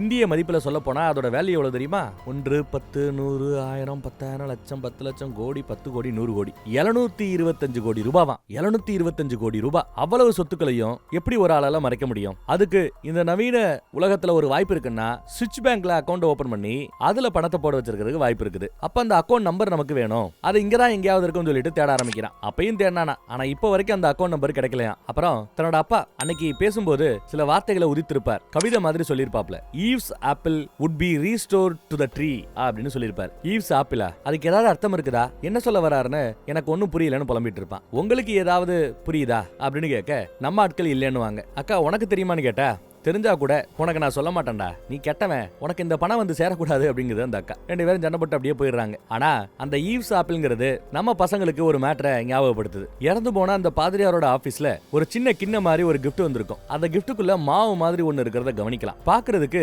அது ஒரு ஆப்பிள் மாதிரி தெரியுதா? சோ ஈவ்ஸ் ஆப்பிள்ங்கிறது இதைத்தான் மீன் பண்ணுதோ அப்படின்னு நினைக்கிறாங்க. அந்த கிஃப்டோட வெளிப்பக்கத்துல ஏதோ ஒரு பிராண்டோட பேர் எழுதியிருக்கும், கே சம்திங் ஏதோ எழுதியிருக்கும். அதை நல்லா பூத கண்ணாடியில ஜூம் பண்ணி எல்லாம் பார்த்துட்டு இருக்காரு நம்ம டிடெக்டிவ். இந்த பக்கம் அந்த ஆப்பிளை பிரிச்சு பார்த்தா ஒண்ணும் இல்ல, வெறும் பஞ்சு தான் இருக்குது. அக்கா பிரிச்சு பார்த்துட்டாங்க, பெருசா ஒண்ணும் எதுவும் தேரல. மிச்சம் இருக்கிறது அந்த கிஃப்ட்ல இருந்த ஒரு இயேசுவோட சிலை தான். அதை கூட உடைச்சு பார்க்கலாம்னு உடைச்சு பார்க்கறாங்க, அதுலயும் ஒண்ணும் தேரல. அப்புறம் அந்த சவப்பெட்டி டெலிவரி ஆச்சுல, அதுல அந்த ரிசிப்ட்ல ஒரு வித்தியாசமான விஷயத்தை கவனிச்சதா சொல்றாரு. அதுல என்ன சொல்றாருன்னா, சவப்பெட்டியை ஆர்டர் பண்ண டேட் பாதிரியார் இறக்குறதுக்கு 2 நாளைக்கு முன்னாடி ஆர்டர் செய்யப்பட்டதான். அவர் சாவார்னு தெரிஞ்ச யாரோ ஒருத்தர் தான் அன்னைக்கு ஆர்டர் பண்ணிருக்கணும், 2 நாளைக்கு முன்னாடியே ஆர்டர் பண்ணிருக்கணும். அது யாருன்னு தெரிஞ்சுக்கிறதுக்காக கால் பண்ண அந்த பக்கம் சவப்பெட்டி பண்ற இடத்துல இருக்கிற ரிசப்ஷனிஸ்ட் ஒரு வேலை பார்க்கறாமா, போன்ல தொண பேசிட்டு இருக்கிற ஒழிய இவன் கேட்கிற மேட்டரை மட்டும் அது காது கொடுத்து கேட்கவே மாட்டேங்குது. டிடெக்டிவ்க்கு பொறுமையே இல்ல. இதுக்கு மத்தியில அந்த அம்மாவோட அம்மா இறந்து போயிடுச்சான், எனக்காக கூட இருந்து ப்ரே பண்ண முடியுமான்னு கேட்க எவ்வளவு முக்கியமான விஷயம் விசாரிக்க வேண்டிய இடத்துல அது எல்லாத்தையும் தாண்டி அந்த அம்மாவுக்கு ப்ரே பண்ண முடியுமான்னு கேட்ட அந்த ஒத்த வார்த்தைக்காக எல்லாத்தையும் ஒதுக்கி வச்சுட்டு அரை மணி நேரம் அந்த அம்மாவுக்காக போன்லயே ப்ரே பண்ணிருப்பான். அப்புறம் கடைசியா தான் சொல்லியிருப்பான் யாரு ஆர்டர் கொடுத்தாங்கன்னு தெரியணும் சவப்பட்டியன்னு மட்டும். நான் சீக்கிரம் விசாரிச்சு சொல்றேன்னு அந்த அம்மா சொல்லியிருக்கும். சும்மா சொல்லக்கூடாது, பக்தின்னு வந்தா தன்னோட வெறுப்பெல்லாம் ஒதுக்கி வச்சுட்டு உண்மையான பாதிரியாரா வேலை பார்க்கறது இவன் தான். அப்புறம் க்ளோஸ் பண்ண வேண்டிய நேரம் வந்துருச்சு, சர்ச்சு சம்பந்தப்பட்ட எல்லாத்தையும் க்ளோஸ் பண்ணணும்னு சொன்னதும் அந்த அம்மா ஒரு பக்கம் க்ளோஸ் பண்ண போது இவன் ஒரு பக்கம் க்ளோஸ் பண்ண போறான். அப்புறம் டிடெக்டிவும் இவனும் பேச ஆரம்பிக்கும் போது பக்தியை பத்தி பேசி அது விவாதமாகி கடைசி ஒரு வாரமா அந்த பாதிரியார் பயங்கரமா ஆத்துன சொற்பொழிவெல்லாம் ஜீசஸ பத்தி இல்ல, கிறிஸ்ட பத்தி இல்ல, தன்னோட சொந்த ஈகோவை பத்தி பேசுவான், தன்னோட பலத்தை பத்தி பேசுவான், தான் செத்தா கூட மறுபடியும் உயிர் தெளிவேன்னு கூட பேசிட்டு போயிருக்காரா. இப்படி இங்க வாதம் பண்ணிட்டு இருக்கிற கேப்ல போலீஸ் வண்டி இங்க வருது. அப்டேட் ஏதாவது இருக்கான்னு கேட்கறதுக்காக அவன் வந்துட்டு இருக்கிற இன்ஸ்பெக்டர் அம்மா, சரி நீ உங்க வேலையை பாருங்க நான் அவட்ட பேசிட்டு வரேன்ட்டு இவர் அந்த பக்கம் பேசும்போக அவன் அந்த பக்கம் போறான். சீக்கிரம் உண்மையான கொலைகாரனை கண்டுபிடிங்கன்னு சொல்லிட்டு அவர் போவார். ஆனா இன்ஸ்பெக்டர் அம்மா கொஞ்சம் கோமாவே வந்துட்டு இருக்குன்னு சொல்லலாம். இங்கே அவன் அப்படின்னு விசாரிச்சுட்டு அந்த அம்மா வருது. அவன் இங்க இல்லன்னு மட்டும் நம்மால பதில் சொல்லுவார். ஏன் இந்த அம்மா கோமா இருக்கு அந்த புக்கை காட்டுது அப்படின்னா, இந்த மூடப்பட்ட கதவுகளுக்குள்ள நடக்கிற அந்த கொலைகளை பத்தி 4 பார்ட்ல புக் வந்திருக்குது போல. 3 பார்ட் புக்கை பத்தி தான் இவன் விலைக்கு சொல்லிட்டு இருந்திருக்கான். 4வது பார்ட்டா அந்த கடைசி புக்கை இவ படிச்சிட்டா போல, 4th பார்ட். அது மட்டும் இல்லாம அந்த டைம்ல நம்ம யூடியூபர் எடுத்த அந்த வீடியோவை கூட அவங்க பல தடவை திரும்ப ரீப்ளே பண்ணி பார்த்திருக்காங்களா. அந்த ஸ்டோர் ரூம்குள்ள நம்ம ஹீரோ உள்ள போன பிறகு இங்க சர்ச்சில் உட்கார்ந்துட்டு இருந்த பக்தர்கள் எல்லாம் மேடை ஏறி அந்த ஸ்டோர் ரூம் அவங்க வந்து பாக்குறதுக்குள்ள இடைப்பட்ட கேப் மொத்தம் 9 செகண்டா. அந்த 9 செகண்ட்ல நம்ம ஹீரோவே ஏன் கத்தி எடுத்து யதார்த்தமா மயங்கி விழுந்து அந்த ஆளோட உடம்புல குத்தி இருக்க கூடாது. கொலை பண்றதுக்கான வாய்ப்பு பிரகாசமாக இருந்திருக்கிறது நம்ம ஹீரோக்கு தான். சோ அவன் தான் கொலை பண்ணிருக்கணும்னு நம்புறாங்க. அவனை பிடிக்கிறதுக்கு போலீஸ் முயற்சி பண்ணிட்டு இருக்குது. ஆனா இதுக்கு மத்தியில மழை வேற பெய்ய ஆரம்பிச்சிருச்சுங்க. வேகமா இந்த பக்கத்துல வரும்போது பார்த்தா கல்லறைக்கு வெளியில கையில விளக்கோட ஒரு ரூபம் நிக்கும். யாரு என்னன்னா அது நமக்கு சரியா தெரியல. திடீர்னு பார்த்தா அந்த கல்லறைக்குள்ள இருந்து ஒரு வித்தியாசமான சத்தம். கல்லறையின் கதவு அப்படியே விழுந்து நொறுங்கும். பக்கத்துல இருந்து ஒரு வெளிச்சம் அப்படியே பிரகாசமா அடிக்குது. அங்க ஒரு விளக்கு இருக்குது, லைட். ஏதாவது மோஷன் தெரிஞ்சா அதை கேப்சர் பண்றதுக்கான ஒரு லைட் இருக்குது போல. இந்த கதவு விழுந்ததை பார்த்துட்டு அது மோஷன் கேப்சர் ஆகுது போல. கூடவே ஒரு கேமரா கூட அங்க இருக்குன்னு நினைக்கிறேன். உள்ள இருந்து பார்த்தா இறந்து போனதா சொல்லப்படக்கூடிய நம்ம பாதிரியார் உயிரோட வெளியில வர்றார். இந்த பக்கம் விளக்க தூக்கி பிடிச்சு ஒருத்தர் காட்டுறார். பாதிரியார் அந்த ரூபம் அப்படியே கைத்தாங்களா கூட்டிட்டு போகும்போது பின்னாடியே நம்மால ஓடி வந்து விழுவான். அவங்க போன அந்த காட்டு பக்கத்துல வேகமா ஓடியாருவான் பாருங்க. மூஞ்சில ஓங்கி ஒரு குத்து, ஒரு கை வந்து குத்துது. குத்துனது யாரு நமக்கு தெரியல. அப்புறம் பார்த்தா ஆளு மயங்கி கிடக்குறான். கையில பார்த்தா கத்தி இருக்குது. எதுக்கு பார்த்தா நம்ம தோட்டக்காரர் செத்து போய் கிடக்குறாரு. இவன் கனவுல அந்த பாதிரியார் டார்ச்சர் பண்ணிட்டு இருக்காரு. பாதிரியாரை குத்துறதா நினைச்சிட்டு அருவாவால தோட்டக்காரரை குத்திவிட்டான் போல தெரியுது. அப்புறம் பயந்து ஓட ஆரம்பிச்சிட்டார். பின்னாடியே நம்ம ரிலேட்டிவ் ஓடியாந்து பார்த்தா தோட்டக்காரர் செத்து போய் கிடக்குறார். கல்லறை கதவு வேற உடஞ்சு போய் கிடக்குது. உள்ள வந்து பார்த்தா பாதிரியாரோட டெட் பாடியா காணோம். சைடுல இருந்த அந்த தாத்தா பாதிரியாரோட சவப்பெட்டியை நம்ம ரிலேட்டிவ் ஓபன் பண்ணி பாக்குறாப்ல. பார்த்தா உள்ள மம்மி மாதிரி ஆகி கிடக்குறாரு அந்த தாத்தா பாதிரியாரோட பாடி. இதுல வேற நம்ம மேனேஜர் அம்மா மிகப்பெரிய அதிசயம் நடந்துருச்சு. இயேசுவுக்கு பிறகு இறந்து 3வது நாளில உயிர் தெழுந்தது நம்ம பாதிரியார் தான் அந்த அம்மா மண்டி போட்டு கும்பிட ஆரம்பிச்சிட்டாங்க. அப்புறம் ஒரு போலீஸ்காரன் வந்து இங்க மோஷனை டிடெக்ட் பண்ற ஒரு விளக்கு இருக்கிறதாவும் கூடவே ஒரு கேமரா இருக்கிறதாவும் நடந்த விஷயங்கள் ரெக்கார்டா இருக்குன்னு சொன்னதும் அந்த மெமரி கார்டு எடுத்து நம்ம என்ன ஏதுன்னு பார்க்கணும்ட்டாங்க. அந்த வேலையும் நடக்குதுங்க. ஆனா அதுக்கு மத்தியில தோட்டக்காரர் செத்து போன மேட்டரை பேசினதும் மேனேஜர் அம்மா பதறி போய் ஓடி போய் பாக்குறாங்க. தோட்டக்காரர் இறந்து போய் கிடக்குறார். இல்லன்னு கதறி அழுகுறாங்க பாவம். இந்த பக்கம் பார்த்தா நம்ம ஹீரோவுக்கு கால் வருதுங்க. கால்ல அந்த பக்கம் பேசுறது அந்த சவப்பெட்டி செய்யக்கூடிய அந்த கம்பெனில வேலை பார்க்குற அந்த அம்மா. ஆர்டர் கொடுத்தது யாருன்னு கேட்டீங்கல்ல, ஆர்டர் கொடுத்தது வேற யாரும் இல்ல, சாட்சாத் இறந்து போன அந்த பாதிரியாரே தான் அப்படின்னு சொன்னதும் இவன் அரண்டு போறான். தான் சாகிறதுக்கு 2 நாளைக்கு முன்னாடி அவரே ஆர்டர் பண்ணாரா இல்ல அவர் பேரை சொல்லி வேற யாராவது ஆர்டர் பண்ணாங்களான்னு ஒன்னும் பிடிபடல. அப்புறம் இறந்து போனவர் 3ஆம் நாளில் உயிர் தெழுந்தார் அப்படிங்கிற செய்தியை கேட்டு எல்லா பேரும் பக்தர்கள் எல்லாம் ஒரு மாதிரி ஆயிட்டாங்க. எல்லாம் ஆடி போறாங்க. எல்லாம் சீக்கிரம் அங்க கூடுவாங்க போல தெரியுது. ரெக்கார்டான விஷயத்த நம்ம ஆட்கள் போட்டு பாக்குறாங்க போலீஸ் ஸ்டேஷன்ல. பார்த்தா கதவு தானா உடஞ்சு விழுகுது. பாதிரியார் உயிர் தெழுந்து நடந்து வராரு. கைத்தாங்கள ஒரு ரூபம் காட்டுக்குள்ள கூட்டிட்டு போகுது. இந்த சம்பவத்துக்கு ஒரு 4 வினாடிக்கு பிறகு அங்க நம்ம ஹீரோ வந்து வலிக்கு விழுகிறது. பின்னாடியே காட்டுக்குள்ள போறதுன்னு ரெக்கார்ட் ஆயிருக்குதுங்க. டிரெக்டிவ் எல்லாம் பார்த்துட்டு கார்ல ஏற சமயம் தான் அப்ரூவர் ஆறதாவும் அந்த தோட்டக்காரரை நான் தான் கொண்டு இருப்பேன், வேற யாரும் கொள்றதுக்கு வாய்ப்பு இல்ல, சரணடைய போறேன்னு வந்து நிக்கிறான். அதெல்லாம் ஒண்ணு வேணாம் வான்னு கார்ல ஏத்திட்டு கூட்டிட்டு போறாரு நம்ம ஹீரோ. சாரி டிடெக்டிவ் கூட்டு போற. இதுக்கு மத்தியில பக்தர்கள் எல்லாம் அங்க ஒண்ணு கூட்டுறாங்க. அங்க இந்த கேஸ்ல முக்கியமான ஒருத்தவங்க கிட்ட நம்ம போகணும்னு சொல்லி நம்ம டிடெக்டிவ் யாரை தேடி போறாருன்னு பாருங்க. நம்ம டாக்டரை தேடி போறார். டாக்டரோட வீடு எங்க இருக்கு காட்டுன்னு சொல்லி தான் கேட்டிருப்பாப்ல. எதுக்குன்னு கேட்டா நான் அதை அப்புறம் சொல்றேன், காட்டுங்கிறாரு நம்ம ரிலேட்டிவ். சரின்னு அந்த வீட்டுக்கு போயாச்சுங்க. பார்த்தா உள்ள கண்ணா அப்படின்னா நொறுங்கி கிடக்குது. அண்டர் கிரவுண்ட் பக்கம் போறதுக்கு ஏதோ கதவெல்லாம் இருக்குது. அண்டர் கிரவுண்ட் பக்கம் போகுது பயங்கரமான நாத்தம். அதையெல்லாம் தாண்டி உள்ள போய் பார்த்தா பயங்கரமான ஷாக்கான ஒரு காட்சிங்க. என்னடான்னா இறந்து போன பாதிரியாரோட டெட் பாடி அங்கதான் கிடக்குது. அவருக்கு முன்னாடி ஒரு ஆசிட் தொட்டியே இருக்குது. அந்த தொட்டிக்குள்ள ஒரு பாடியும் கிடக்குது. அந்த பாடியை போட்டு அமுக்கி உள்ள தள்ளி இவர் சாகடிச்சாப்ல இருக்குது. இவரோட கை கூட வெந்து போய் இருக்குது. அங்க இருக்கிற ஒரு வால்வை திறந்து விட்டதும் ஆசிட் எல்லாம் வெளியில போக ஆரம்பிச்சிருச்சுங்க. வெளியில போன பிறகு பார்த்தா உள்ள மிஞ்சி இருக்கிறது வெறும் எலும்பு தான், ஒரு எலும்பு கூடு தான். அதோட கழுத்தை பிடிச்சாப்ல பாதிரியாரோட கைகள் இருக்கிறது. எலும்பு கூட கையில ஒரு கல்யாண மோதிரம் போடப்பட்டிருக்கிறத கவனிக்கலாம். அந்த மோதிரத்துக்கு சொந்தக்காரர் யாருன்னா நம்ம டாக்டர் தான். சோ டாக்டர் தான் எலும்பு கூட கிடக்கிறாருன்னு தெரிய வருது. ஆனா 3வது நாள்ல உயிர் தெழுந்து வந்த பாதிரியார் எதுக்கு நம்ம டாக்டரை கொல்லணும்? அப்புறம் மறுபடியும் பாடி மறுபடியும் செத்து போனாப்ல தான் கிடக்குது. என்னன்னு ஒண்ணும் பிடிபடல. அப்புறம் நம்ம இன்ஸ்பெக்டர் அம்மாக்கு போன போட்டு டாக்டரோட வீட்டுக்கு வாங்க, நம்ம ஹீரோ கூட இங்க தான் இருக்கா,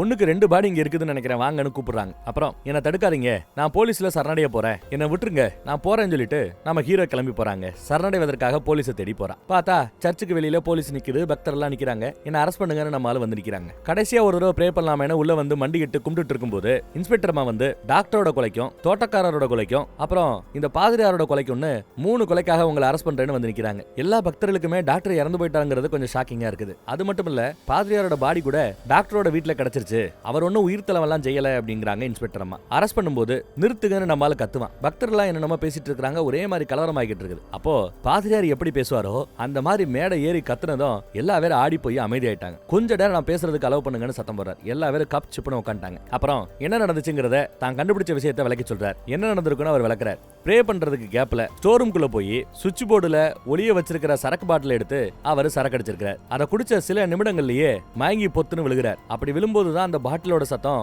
நல்லா கேட்டிருக்கும், ரெக்கார்ட்லயும் கேட்டிருக்கும். அப்படி மயங்கின பிறகுதான் கொலகாரன் கத்தி எடுத்து குத்தி கொலை பண்ணி இருக்கிறான் அப்படிங்கிறாப்ல. அப்போ இன்ஸ்பெக்டர் அம்மா அதைத்தான் நான் ஏற்கனவே சொல்லிட்டேனே, அந்த 9 செகண்ட் கேப்ல இவன் தான் குத்தி இருக்கணும் அப்படிங்கிறது இன்ஸ்பெக்டர் அம்மா. ஆனா இல்ல, நான் உள்ள போய் பாடியை பார்க்கும்போது முதுகுல அந்த நரி சிலையோட கைப்பிடி இருந்தது, கத்தி இருந்தது. அப்போ குத்தி கொலை பண்ண வாய்ப்பு இல்லையே, நானும் குத்தி கொள்ளல, வேற யாரும் குத்தி கொள்றதுக்கு வாய்ப்பு இல்ல, இது இம்பாசிபிள், சாத்தியம் இல்லைன்னு. ஆனா திரும்ப நம்ம டெடெக்டிவ் கேக்குறார், நீ உண்மையிலேயே என்ன பார்த்த அப்படின்னு கேட்டா அந்த நரி சிலையோட தலைப்பகுதியை பார்த்ததா சொல்லுவாரு. அப்புறம் கொஞ்சம் ரத்தத்தை பார்த்ததா சொல்லுவாரு. ஆனா சிலையோட கீழ் பக்கத்துல இருந்த அந்த கத்தியை கவனிச்சியான்னு கேட்கும்போது இல்ல, ரத்தத்தை கவனிச்சிருக்கிறாரு. கத்தியோட கைப்பிடியான அந்த நரியோட சிலையை மட்டும் பார்த்திருக்கிறார். அது மட்டும் இல்ல, அப்புறம் மறுபடியும் அந்த பாருக்கு போறோம். அந்த பார்ல ஒரே மாதிரி 2 விளக்கு இருக்கிறத நீங்க கவனிக்கலாம். ஒரு விளக்குல இருந்த அந்த சிலையை தான் நம்மால தொடும்போது கையோட வந்திருக்கும், நம்ம ஹீரோ தொடும்போது. அப்போ அதே மாதிரி ஐடென்டிட்டிக்கலா வேற ஒரு சிலை அங்க இருக்குது, வேற ஒரு விளக்கு அங்க இருக்குன்னா அந்த விளக்குக்குள்ள வேற ஒரு தலைப்பகுதியில பாருங்க வேற ஒரு நரியோட சிலையும் அங்க இருக்குது. சோ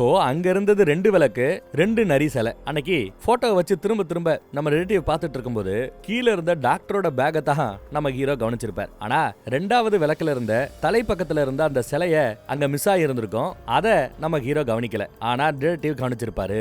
கரெக்ட், இப்பதான் நம்ம ஹீரோக்கு புரியுது ஆமா இல்லன்னு. அதே மாதிரி மஞ்சள் கலரா இருந்த அந்த சிலையில சிவப்பு கலர்ல யாரையா பெயிண்ட் அடிச்சதுன்னு ஓனர் கேட்டிருப்பான்ல. இப்படி இவங்க பேசிட்டு இருக்கிறத நம்ம யூடியூபர் வேற ரெக்கார்ட் பண்ணிட்டு இருக்காங்க கண்டென்ட்டுக்காக. பாதிரியாரோட புள்ள ரெக்கார்ட் பண்ணிட்டு இருக்கான். அப்ப என்ன நடந்திருக்கணும்னா அந்த பாதிரியார் ஷோரூம்குள்ள போகும்போதே முதுகு பக்கத்துல அந்த சிலை இருந்திருக்கணும். அந்த சிலையோட சேர்ந்து ரிமோட் பட்டனை அமுக்குனா ரத்த ஒழுகுறாப்ல ஒரு செட்டப் இருந்திருக்கணும். ரிமோட் அமுக்குனதும் முதுகு பகுதியில ரத்த ஒழுகுனாப்ல ஒரு காட்சியை நீங்க பார்த்திருக்கணும். முதுகுல ஏதோ குத்தி இருக்குன்னு அதை நீங்க எடுக்க போற சமயம் தொடாதீங்க, கைரேகப்பட்ட போதுன்னு நம்ம டாக்டர் சொல்லியிருப்பார். அதே சமயம் நம்ம மேனேஜர் அம்மா ஐயோ சாத்தானோட செயலுதுன்னு கத்தி இருப்பாங்க. எல்லா பேரும் அந்த பக்கம் டைவர்ட் ஆன அந்த நொடி டம்மியா இருந்த அந்த நரி கைப்பிடி சிலையை தூக்கிட்டு இன்னொரு நரி சிலையோட கூடிய ஒரு கத்திய அதே முதுகுல அதே இடத்துல நம்ம டாக்டர் குத்தி வச்சிருப்பாரு. இது டாக்டரோட திட்டம். ஆனா குத்தும் போது வலியில அவர் கத்தி இருக்கணும்ல, உயிரோட இருந்திருந்தாருன்னா. அப்படி கத்தலன்னா என்ன அர்த்தம், அவர் மயக்கத்துல இருக்கிறார். சரக்கடிச்சா அரகுற மயக்கம் தான் வரும். இப்படி கத்தி குத்து வாங்கும் போது கூட கத்த முடியாத ரேஞ்சுக்கு ஒரு மயக்கத்துல இருக்கிறாங்கன்னா அதையும் தாண்டி ஏதோ ஒன்ன கலந்து கொடுத்திருக்கணும் நம்ம டாக்டர். அந்த பாட்டில் எங்கன்னு தேடிட்டு இருந்திருக்கான், பாட்டில் அவனுக்கு கிடைக்கல. அதுதான் அந்த நொடி தான் டாக்டர் மாட்டிக்கிட்டதுக்கான முக்கியமான காரணம். எங்க பாதிரியாரோட மானம் கப்பல் ஏறிடுமோ, சர்ச்சோட மானம் கப்பல் ஏறிடுமோன்னு ஒரு நல்ல பாதிரியாரா இறந்து போன பிறகு கூட அவரோட மானத்தை காப்பாத்துறதுக்காக பாட்டில கதவுக்கு பின்னாடி ஒளிய வச்சிருந்தது நம்ம ஹீரோ தெரிஞ்சோ தெரியாமலே செஞ்ச ஒரு நல்ல விஷயங்கிறாப்ல. அப்புறம் எல்லாரும் போன பிறகு அந்த பாட்டில் இவர் எடுத்து ஒளிய வச்சிருப்பார். ஆனா எதுக்கு டாக்டர் இதை செஞ்சிருக்கணும் அப்படின்னு அவங்களுக்குள்ள டிஸ்கஷன். வேற எதுக்கு, ஞாயிற்றுக்கிழமை ஆச்சுன்னா அவர் சரக்கடிக்கிறாப்ல, ஆபரேஷன் பண்ணும்போது கூட சரக்கடிச்சுக்கிட்டே ஆபரேஷன் பண்றாரு அப்படிங்கிற அந்த உண்மை எல்லாத்தையும் வெளியில சொல்லிட்டா அவருக்கு லைசன்ஸ் போயிடும், பிராக்டிஸ் பண்ண முடியாது. அதனால பயந்து போய் கொலை பண்ணிருக்கலான்னு வக்கீலம்மா சொல்றாங்க. ஆனா நம்ம ஹீரோ என்ன கேக்குறான்னா, ஆனா இது எல்லாத்தையும் எல்லாத்தையும் தாண்டி உங்களை மாதிரி ஒரு பெரிய ஆளு உள்ள வர வேண்டிய அளவுக்கு இந்த கதை இவ்வளவு காம்ப்ளிகேட்டடா போக வேண்டியதற்கான காரணம் என்ன?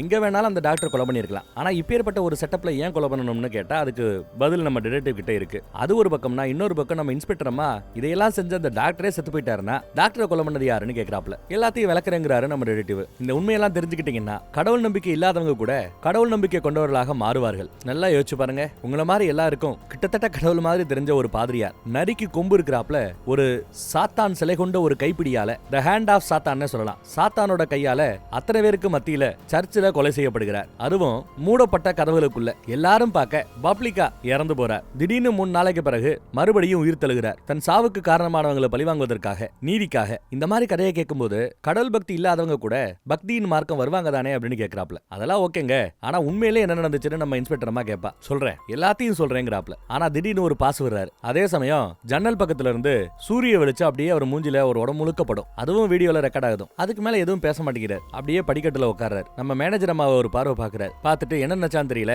என்னால இந்த கேஸை சால்வ் பண்ண முடியலன்னு ஒரு குண்டை தூக்கி போறாப்ல. என்ன விளாடுறீங்களா அப்படின்னு இன்ஸ்பெக்டர் அம்மா கேக்குது. யூடியூபரோ, அப்ப உங்களோட இறுதி முடிவு தான் என்ன? உங்களோட கேஸ் எல்லாம் விசாரிச்சு என்ன சொல்றீங்க? இறந்து போனவர் 3 நாளைக்கு பிறகு உயிர் திறந்தார், அது வரைக்கும் தான் உங்களால கண்டுபிடிக்க முடிஞ்சதா அப்படின்னு கேட்க, ஆமாங்க, என்னால கேஸை சால்வ் பண்ண முடியலன்னு சொன்னதும் இது எனக்கு போதும்னு ரெக்கார்டிங்கை கட் பண்ணிட்டு நான் இதை யூடியூப்ல அப் பண்ண போறேன், மிராக்கல் நடந்துருச்சுன்னு எல்லாருக்கும் தெரிய வரட்டும்னு யூடியூப்ல அப் பண்றதுக்கு கிளம்பிட்டான். யோ, உனக்கு ஏதாவது தெரிஞ்சுனா தயவு செய்து எல்லாத்தையும் சொல்லியா அப்படின்றாரு நம்ம ஹீரோ. ஆனா சொல்ல மாட்டேங்கிறாப்ல. எனக்கு உண்மை தெரிஞ்சாகணும்னு வீல் சேர்ல உட்காந்துட்டு இருக்கிற அந்த பொண்ணு கதறும். அந்த பக்கம் எழுத்தாளரு, நான் இந்த விஷயங்கள் எல்லாத்தையுமே புக்கா எழுத போறேன், புக்கை விக்கிற அன்னைக்கு என் புக்கை நீங்க மக்களுக்கு முன்னாடி வாசிச்சு காட்ட முடியுமான்னு கேட்க, அட போயா அப்படின்ட்டாப்ல. இதுக்கு மேல இன்ஸ்பெக்டர் அம்மா சும்மா இல்லாம இருக்கிற எல்லாரையும் அங்க இருந்து விரட்டி விட்டுறாங்க. கிளம்புங்க கிளம்புங்கன்னு விரட்டிடுறாங்க. எல்லாம் வெளியில வந்துட்டாங்க. எழுத்தாளரு, சூப்பர் கதை கிடைச்சிருக்கு, இதை எழுத போறோம், செம்ம ஹிட் ஆகும்னு ரொம்ப சந்தோஷமா வரான். யூடியூபர் நம்ம டிடெக்டிவ் எவ்வளவு பெரிய ஆள்னு தெரியும், அவராலேயே சால்வ் பண்ண முடியாத கேஸா. நான் எடுத்திருக்கிற இந்த கண்டென்ட்டை என்னோட யூடியூப் சேனல்ல வந்து கேளுங்க, யூடியூப் சேனலோட பேரு இதுதான் சொல்லி தான் சேனலை வேற ப்ரோமோட் பண்ணிக்கிறான். போச்சு, அவ்வளவுதான். கடைசியில என்ன, நம்ம அசிஸ்டன்ட் ஃபாதரியார அரெஸ்ட் பண்ண போறாங்க. எல்லாம் முடிய போகுதுன்னு வக்கீல் புலம்பிட்டு இருக்குது. ஆமா, அதான் நடக்க போகுதுன்னு வருத்தத்தோட மேனேஜர் அம்மா சொல்றாங்க. இந்த பக்கம் பார்த்தா என்னையா நடக்குதுங்க, ஏன் திடீர்னு கதையை நடுவில் நிப்பாட்டிட்டேன்னு நம்ம இன்ஸ்பெக்டர் லேடி வந்து விசாரிக்கிறாங்க. இதை நான் சொல்றதை விட இன்னொருத்தவங்க சொன்னா கரெக்டா இருக்கும்னு சொல்லி முடிக்கல. அதுக்குள்ள நம்ம மேனேஜர் அம்மா வந்து நானே சொல்றேன்னு முன்னாடி வந்து நிக்கிறாங்க.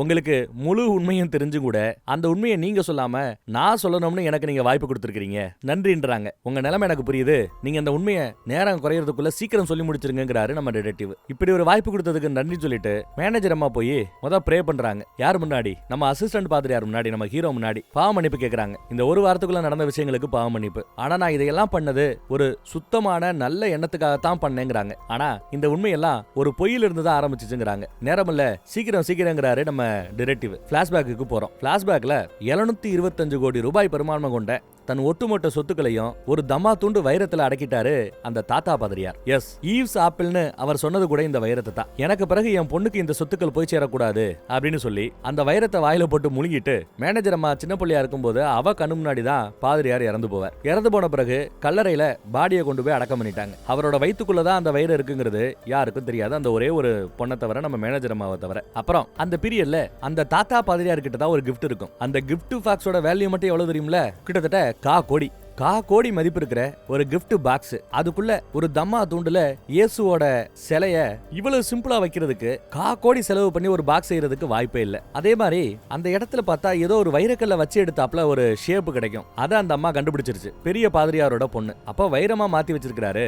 அந்த வைரம் எங்கிறத தெரிஞ்சுக்கிறதுக்காகத்தான் சர்ச்சையே போட்டு அவ நொறுக்குனது உடைச்சது. சிலுவையில கூட அந்த வைரத்தை ஒளிய வச்சிருப்பாருன்னு சொல்லிட்டு சிலுவையுமே உடைச்சிருப்பா. ஏதோ விரக்தியில பண்ணதான் நம்ம நினைச்சுக்கிட்டு இருந்தோம். நிஜத்துல அவ அந்த வைரத்தை தேடி இருப்பா. அது மட்டும் இல்லாம கிடைக்கலையேன்னு விழும்போது, நீ செத்தா கூட அது உனக்கு கிடைக்காதடி, ஒழுக்கம் கட்டவில்லை அப்படின்னு சொல்லி இந்த மேனேஜர் அம்மா சின்ன பிள்ளையில திட்டும்போது மேனேஜர் அம்மாவை கீழே போட்டு குத்துன்னு குத்தி இருக்கும் அந்த பொண்ணு. அப்புறம் அவளை வந்து பிடிச்சு இழுத்துட்டு போயிருப்பாங்க.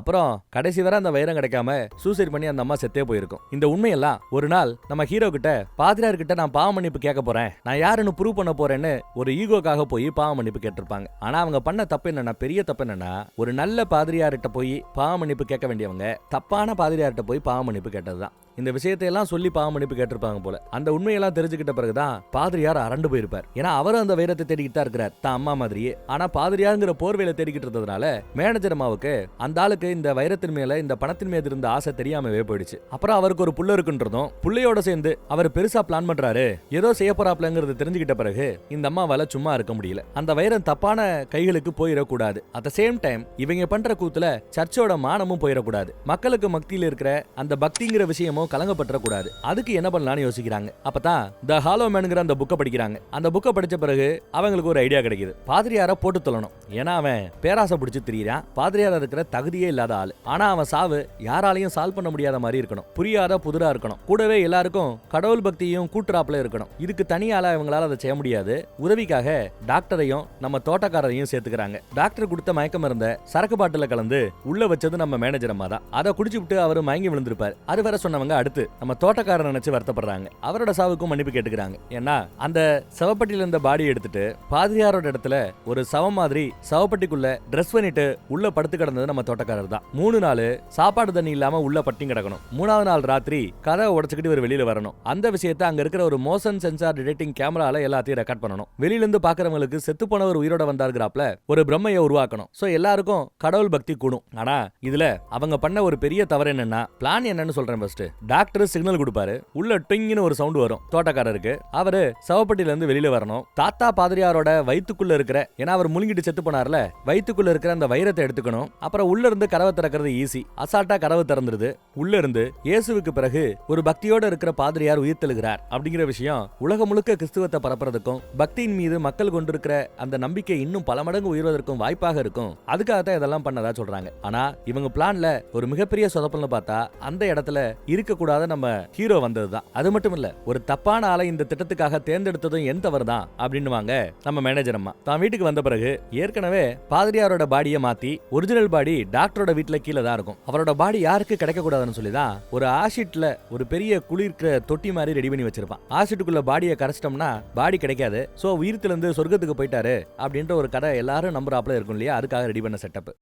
அப்புறம் அந்த வைரத்தையும் காட்டியிருப்பான். அந்த வைரத்தை பார்த்துட்டு இருக்கும்போது வைரம் பொத்துன்னு கீழே விழுந்துரும். ஐயோன்னு ஓடி போய் அந்த வைரத்தை எடுப்பான். அப்புறம் 2 பேரும் டீ குடிக்க உட்காருவாங்க. அப்படி டீ குடிச்சிட்டு இருக்கும்போது நாம பிளான் பண்ணபடி எப்படி எல்லாம் சரியா போச்சு அப்படிங்கறத பேசிட்டு இருப்பான். டீ எல்லாம் குடிச்சு முடிச்ச பிறகு எதுக்கியா போய் சொல்லிட்டு இருக்கிற, உண்மையை சொல்லியான்னு கேட்க அப்புறம் தான் அவன் உண்மையவே சொல்றான். என்ன இருக்குன்னு பாருங்க. நம்ம ஹீரோ பின்னாடியே ஃபாலோ பண்ணிட்டு வரும்போது தோட்டக்காரர் மூஞ்சில ஒரு குத்து குத்துவார். பொத்துன்னு கீழே விழுந்த நம்ம ஹீரோ மயங்கிடுவார். பாதிரியாருக்கான யூனிஃபார்ம் எல்லாம் அங்க இருந்து மாத்துவான். கீழே கழட்டி போட்டுட்டு அடுத்து என்னன்னு யோசிச்சுட்டு இருக்கிற கேப்ல அந்த வைரத்தின் மீது இருக்கிற அந்த ஆசை டாக்டருக்கு பத்திக்கிச்சு. டாக்டர் இப்போ அந்த வைரத்து மேல, அந்த 725 கோடி மேல ஆசை வந்துருச்சு. இந்த பணம் கிடைச்சா தாம் பொண்டாட்டி கிடைச்சிருவா, தாம் பொண்டாட்டி பிள்ளைகள் எல்லாம் கிடைச்சிரும், இப்படி எல்லாம் நினைச்சாரோ இல்ல அதை விட இன்னும் 10 பொண்டாட்டி என்ன 100 பொண்டாட்டி கூட வாங்கலாம் நினைச்சாரோ என்னவோ, வைரத்தை தானே வச்சுக்கிட்டு முடிவு பண்ணி ஸ்கெட்ச் போடுறார். அந்த நொடி அவருக்கு இடையில இந்த 725 கோடிக்கும் அந்த ஆளோட பேராசைக்கு நடுவுல இருக்கிற விஷயம் 2. ஒன்னு நம்ம மேனேஜர் அம்மா, இந்த தோட்டக்காரனை அங்கேயே கத்தியால குத்தி போட்டு பழிய பக்கத்திலேயே மங்கி கிடக்கிற நம்ம ஹீரோ மேல போட்டா. அடுத்து இப்போ டீ குடிச்சிட்டு இருக்கிற இடத்துல டீல ஒரு விஷத்தை கலந்து கொடுத்துட்டான். அதை சாப்பிட்டா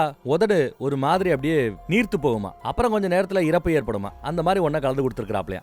நீங்க ஜாக போற, அப்புறம் வைரம் ஃபுல்லா எனக்கு தான் அப்படின்னு சொல்லிட்டு இருக்கும்போது, அட போடா முட்டா பயலே, வைரம் கீழே விழுந்த அந்த கேப்லயே நீ இந்த மாதிரி பண்ணுவேன்னு தெரிஞ்சுதான் நான் டீயை மாத்தி வச்சுட்டேன்னு இந்த அம்மா குண்டை தூக்கி போடுது. எஸ், டீயை மாத்தி வச்ச பிறகு உதடு நீர்த்து போறது மேனேஜர் அம்மாவுக்கு நடக்கல, அந்த டீயை குடிச்ச நம்ம டாக்டருக்கு தான் நடக்குது. ஐயோன்னு பதறிக்கிட்டு மாத்து மருந்து தேடி மேல போவான். அதுக்குள்ள கீழே விழுந்து செத்தே போறான். அப்படி செத்து போன பிறகு அவனோட டெட் பாடியை கொண்டு வந்து அந்த ஆசிட்டுக்குள்ள போட்டு பாதிரியாரோட கைகள் அவனை உள்ள வச்சு அமுக்குறாப்ல ஒரு செட்டப் ரெடி பண்ணி, பாதிரியார் தான் கொண்டாருங்கிறாப்ல ஏதாவது செட்டப் ரெடி பண்ணிட்டு தப்பிச்சிடலாம்னு நினைச்சாங்களோ என்னவோ. ஆனா ஏதோ ஒரு உன்னத நோக்கத்துக்காக இவங்க பண்ணணும்னு நினைச்சாங்க. கடைசியில இவ்வளவு தூரம் போயிடுச்சுன்னு மன்னிப்பு கேக்குறாங்க. அதே சமயம் இவங்களோட உதடும் நீர்த்து போறதை நீங்க கவனிக்கலாம். இதை நம்ம டிடெக்டிவ் ஏற்கனவே கவனிச்சிருப்பார். அதனாலதான் அடிக்கடி சீக்கிரம் சொல்லுங்க, டைம் இல்லன்னு இருப்பாங்க. இவங்க அதை குடிச்சிட்டு இப்ப சாக போறாங்க. ஜெயிலுக்கு எல்லாம் போறதுக்கு அவங்களுக்கு விருப்பம் இல்ல. சாகர தருவாயில மன்னிப்பு கேட்பாங்க. இவரும் யாரோட சாவுக்காக மன்னிப்பு கேட்கறேன்னு சொல்லும் போது பாதிரியாரு, தோட்டக்காரரு, டாக்டர், இப்படி பல பேரை சொல்லிட்டு இருக்கிறா. ஆனா அந்த வைரத்தின் மீது ஆசைப்பட்டது யாரு? தாத்தா பாதிரியாரோட மக. அவளோட பேரை சொல்ல மாட்டேங்கிறா. சாக சாகிற தருவாயில கூட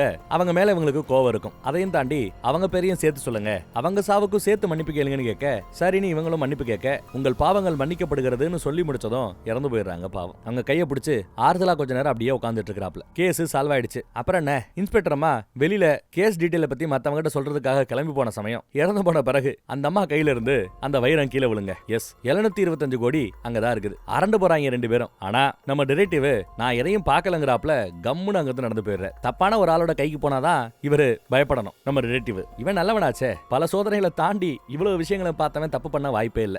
அதான் கண்டுக்காம போயிட்டாப்ல. அப்புறம் பார்த்தா இந்த கதையெல்லாம் புக்கா எழுதி நல்லா காசு பாக்குறது யாரு, அந்த எழுத்தாளர். அப்புறம் இங்க நம்ம வக்கீலம்மா இப்ப தனக்கு தம்பியோ பையனோ இல்ல, ஏன்னா அவன் வேற வீட்டு பையனு தெரிஞ்சு போயிடுச்சு. சொத்துக்கு அவன் இந்த அம்மாவோட சொத்துக்கு அவன் உள்ள வர மாட்டான். பரபர சொத்தான அந்த வீட்டை வித்துட்டு அதுல கிடைக்கிற காசை வச்சு நிம்மதியா வாழலாம்னு வேற ஒரு வாழ்க்கையை தேடி வக்கீலம்மா போயிடுச்சு. அப்புறம் அந்த வீல் சேர்லயே உட்காந்துட்டு இருந்துச்சுல ஒரு அம்மா, அந்த அம்மா இப்போ அவங்களோட ஆர்வம் வந்து மியூசிக் பக்கம் போகுது. மியூசிக்கை வாசிக்கும் போது உடம்புல இருக்கிற வலி கொஞ்சம் குறையிறாப்ல ஃபீல் பண்றாங்க. அப்புறம் நம்ம யூடியூபர் 725 கோடி அந்த சொத்துக்கு வாரிசு வந்தா, ஆனா இப்பயும் தேடிக்கிட்டு இருக்கான். அந்த வைரம் எங்கன்னு தெரியாம, இல்ல சுவிஸ் பேங்க் அக்கௌண்ட் தேடிட்டு இருக்கானோ என்னவோ. அவனுக்கு அது கிடைக்கிறதுக்கு வாய்ப்பே இல்ல. கேஸ நல்லபடியா முடிச்சுட்டு குட் பை சொல்லிட்டு கிளம்புறாரு நம்ம டிடெக்டிவ்.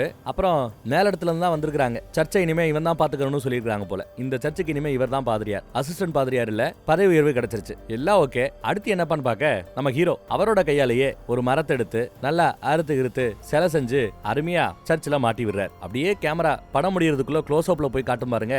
அந்த சிலையோட இதயமாவே உள்ள இந்த வைரத்தை பதிச்சிருக்கிறாரு நம்ம ஹீரோ. சூப்பர்ல. வைரம் கடைசியில எங்க போய் உட்கார்ந்துட்டு இருக்குதுன்னு பாருங்க. இதோட படம் முடிஞ்சிருச்சு. வேற ஒரு நல்ல படத்துல மறுபடியும் சந்திப்போம். நம்ம வாட்ஸ்அப் குரூப்போட லிங்க் கீழே இருக்குது. இப்ப நான் பேசும்போது கூட என் ஸ்கிரீன்ல வரும். விருப்பப்படுறவங்க கிளிக் பண்ணி ஜாயின் பண்ணிக்கங்க. என்ன சேனல்ல என்ன வீடியோ போட்டாலும் அதோட யூடியூப் லிங்க் நம்ம வாட்ஸ்அப் குரூப்ல தொடர்ந்து கொடுத்துட்டு இருக்கோம். சோ நீங்களும் மிஸ் பண்ணாம பாக்குறதுக்கு அந்த வாட்ஸ்அப் குரூப் வசதியாக இருக்கும். 2 லட்சம் பேர் வரைக்கும் இருக்காங்க. ஜாயின் பண்ணிக்கிட்டீங்கன்னா நல்லா இருக்கும். தேங்க்யூ.